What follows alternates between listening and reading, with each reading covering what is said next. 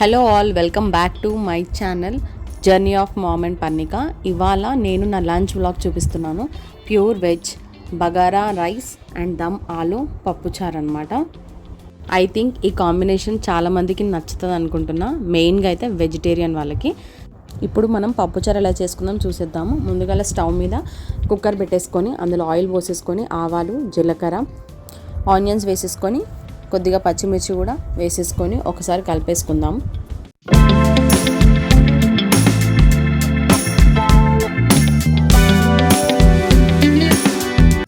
అవి కాస్త బాగా ఏగినాక కొంచెం కరివేపాకు వేసేసుకోండి. తర్వాత కొద్దిగా తరిగి పెట్టుకున్న కొత్తిమీర కూడా వేసేసుకొని బాగా కలిపేసుకోండి.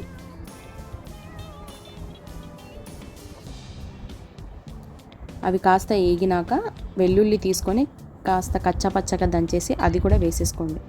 ఈ ఫ్లేవర్ చాలా బాగుంటుంది పప్పుచారులోకి. ఇలా వేసుకోండి, డైరెక్ట్ వెల్లుల్లి కాకుండా ఇలా కచ్చాపచ్చగా దంచి వేస్తే ఏంటంటే ఆ ఫ్లేవర్ చాలా బాగుంటుంది.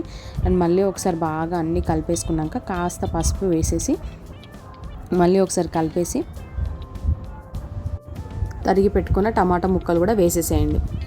ఇక్కడ నేను పెద్ద టమాటో ఒకటి తీసుకున్నాను, సరిపోతుంది. ఎందుకంటే మనం చింతపండు పులుసు కూడా వేస్తాం కాబట్టి మరీ ఎక్కువ పులుపు అవసరం లేదు.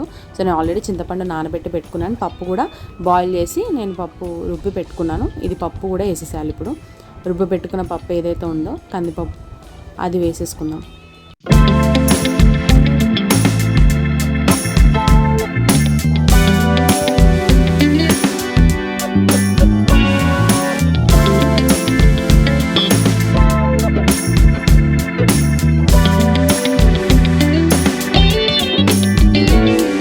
ఇక్కడ చింతపండు పులుసు తీసి పెట్టుకున్నాను, అది కూడా వేసేసి మీరు పులుపు కన్సిస్టెన్సీ చూసుకోండి. అంటే పులుపు మీకు ఎంత కావాలో అంత వేసుకొని కన్సిస్టెన్సీ చెక్ చేసుకోండి. మీకు ఎంత చిక్కగా కావాలి, ఎంత పలసగా కావాలనేది ఒకసారి చెక్ చేసేసుకొని కాస్త సాల్ట్ వేసేసుకోండి. అండ్ పులుపు ఉంది కాబట్టి కొంచెం సాల్ట్ చూసి వేసుకోండి, కొద్దిగా ఎక్కువ పడుతుంది ఎందుకంటే పులుపుని డామినేట్ చేయాలి కాబట్టి.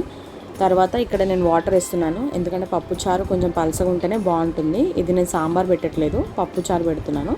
సో పప్పుచారు ఇలా ఉంటేనే బాగుంటుంది. మీకు కావాలంటే మునక్కాయలు, సొరకాయలు కూడా వేసుకోవచ్చు. నేను ఇక్కడ నాకు అవైలబుల్గా లేదు కాబట్టి నేను ఓన్లీ నార్మల్గా చేస్తున్నాను. అండ్ ఇక్కడ సాల్ట్ నేను టేస్ట్ చూశాను, నాకు సరిపోలేదు, మళ్ళీ యాడ్ చేసుకున్నాను. ఇక మూత పెట్టేసి కాస్త మరగనిద్దాము. మరగడం దగ్గర పడ్డాక మనం ఒకసారి మూత తీసి చూస్తే ఇలా కనిపిస్తుంది మీకు. ఒక 5 మినిట్స్ ఆగి చూస్తే సో మరగడం స్టార్ట్ అయింది. బాగా బాయిల్ అవ్వనివ్వండి పప్పుచారుని. ఎంత బాయిల్ అవుతే మీకు అంత టేస్ట్ ఉంటుంది పప్పుచారు. ఒక 10 to 15 మినిట్స్ వరకు మీడియం టు లో ఫ్లేమ్లో పెట్టుకొని బాగా మరిగించండి. ఫస్ట్ ఒక 5 మినిట్స్ హై ఫ్లేమ్లో పెట్టి మళ్ళీ మీడియం ఫ్లేమ్లో పెట్టి బాగా మరిగించేసేయండి పప్పుచారుని. చాలా రుచిగా ఉంటుంది.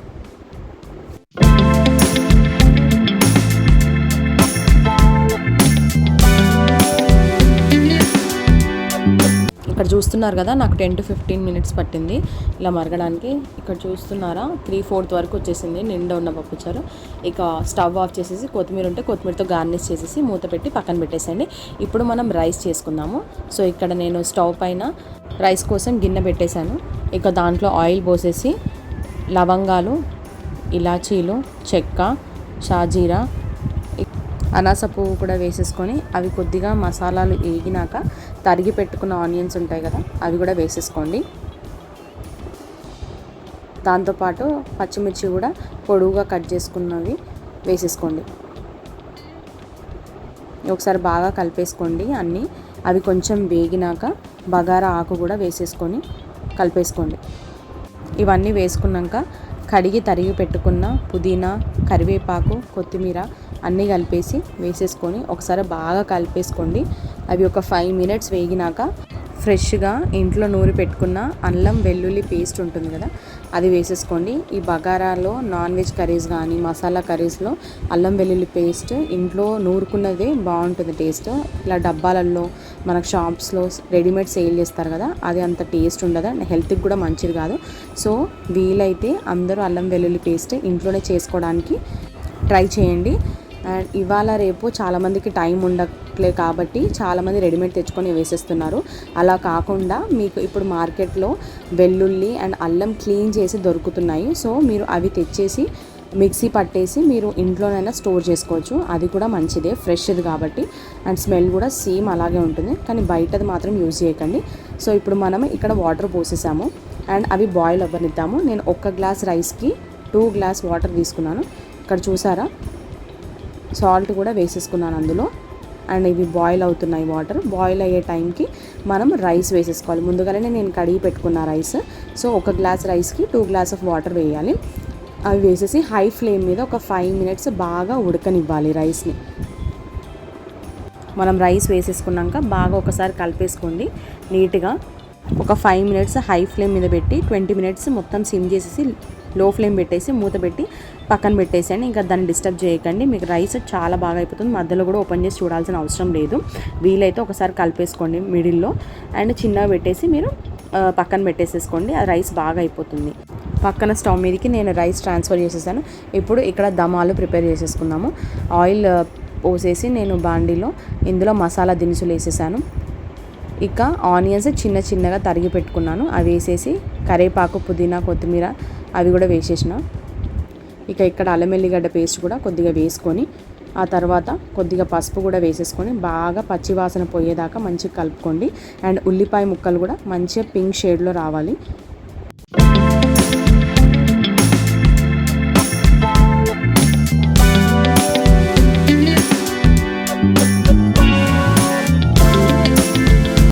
అవన్నీ బాగా వేగినాక చిన్నగా తరిగి పెట్టుకున్న టమాటో ముక్కలు కూడా వేసేసి బాగా కలిపేసుకొని ఈ టమాటాలు కూడా మంచిగా మెత్తగా ఉడికిపోవాలి. అందులో చిన్నగా తరిగి పెట్టుకుంటే టమాటాలు తొందరగా ఉడికిపోతాయి. సో మంచి గ్రేవీ కన్సిస్టెన్సీ కూడా వస్తుంది. ఇక్కడ నేను సాల్ట్ కూడా వేస్తున్నాను. సో సాల్ట్ వేయడం వల్ల ఏంటంటే ఆనియన్స్, టమాటో తొందరగా మగ్గుతాయని. ఇక నేను సాల్ట్ కూడా వేసేసుకొని ఒకసారి బాగా మిక్స్ చేసేసుకుంటున్నాను. తర్వాత ఆలూస్ నేను ఆల్రెడీ బాయిల్ చేసి పెట్టుకున్నాను. ఇక్కడ నేను చిన్న చిన్న బేబీ పొటాటోస్ అంటారు కదా, సో అవి తీసుకున్నాను. అండ్ ఆల్రెడీ ఉడకబెట్టి నేను పీల్ చేసేసి పక్కన పెట్టిన వాటికి నేను ఫోక్ తీసుకొని ఇలా కుచ్చానమాట. ఎందుకంటే మనం చేసే మసాలా అంతా దాని లోపలికి వెళ్తుంది. సో ఆ టేస్ట్ ఆలు తినేటప్పుడు కూడా మసాలా ఫ్లేవర్ అనేది బాగుంటుందన్నమాట. అందుకని ఇక్కడ నేను ఆలు వేసేసి బాగా కిందికి మీదికి ఒకసారి కలిపేసుకుంటున్నాను. అండ్ ఒకసారి కలిపేసేసి వాటిని కొంచెం మగ్గనియాలి. ఒక 5 మినిట్స్ అట్లా మగ్గినాక ఒకసారి మూత పెట్టేసి ఒక 5 మినిట్స్ లో ఫ్లేమ్లో పెట్టేసేయండి. తర్వాత నేను మూత తీసి చూస్తే ఇక్కడ చూసారా ఆయిల్ పక్కన వచ్చేస్తుంది. ఇక్కడ నేను కారం 1 టేబుల్ స్పూన్ వేస్తున్నాను, సరిపోతుంది. ఎందుకంటే ఆల్రెడీ మనం మసాలాలు వేసాం కాబట్టి ఎక్కువ స్పైస్ అవసరం లేదు. అండ్ గరం మసాలా, ధనియాల పొడి కూడా వేస్తాం కాబట్టి సరిపోతుంది. ఇక్కడ మనం ప్రిపేర్ చేసేది దమ్ ఆలు కాబట్టి గ్రేవీ కావాలి కాబట్టి ఇక్కడ నేను కర్డ్ కూడా వేస్తున్నాను. సో నేను ఇక్కడ చిన్నది ఒక కర్డ్ ప్యాకెట్ వేసేసాను, సరిపోతుంది. కర్డ్ వేసేసాక మంచిగా కిందికి మీదికి మిక్స్ చేసేసాను. చూస్తున్నారు కదా గ్రేవీ కన్సిస్టెన్సీ ఎంత బాగుందో. అసలు ఈ ఆలు కర్రీ మీరు చపాతీలోకి కానీ, పరాటాలకు కానీ, రోటీస్లోకి కానీ, రైస్లోకి కానీ, లైక్ ఏ కర్రీలోకైనా చాలా అంటే చాలా బాగుంటుంది. వెజిటేరియన్స్కి అయితే సూపర్ ఉంటుంది. మా నాన్ వెజ్ కూడా బీట్ చేయలేము, అంత టేస్టీగా ఉంటుంది అనమాట. మా నాన్ వెజ్ వాళ్ళు తింటే మాత్రం సేమ్ చికెన్ కర్రీ తిన్న ఫీలే వచ్చింది మేము తిన్నప్పుడు. సో అందుకని చెప్తున్నాను, ఒకసారి నాన్ వెజిటేరియన్స్ కూడా ఈ కర్రీ ట్రై చేయండి, సూపర్గా నచ్చుతుంది. అప్పుడప్పుడు మనం కొన్ని డేస్లో తినం కాబట్టి అప్పుడు ఈ ఆలు కర్రీ వేసుకొని కూడా ఎంజాయ్ చేయొచ్చు బగారన్నంతో. అందుకని నేను ఈ రెసిపీ మీ అందరికీ చూపిస్తున్నాను. సో ఇక్కడ నేను సాల్ట్ అండ్ వాటర్ కూడా వేసేసుకొని కన్సిస్టెన్సీ అడ్జస్ట్ చేసుకున్నాను. మూత పెట్టేశాక చూసారు కదా గ్రేవీ అంతా ఎంత బాగా ఉడుకుతుందో. ఇలా దగ్గర పడ్డాక ఇంకా కొంచెం దగ్గర పడియాలి కాబట్టి కొంచెం పలసగా ఉంది. చెక్ చేసుకోండి ఇక్కడ సాల్ట్, కారం అవన్నీ ఒకసారి కన్సిస్టెన్సీ చూసుకొని.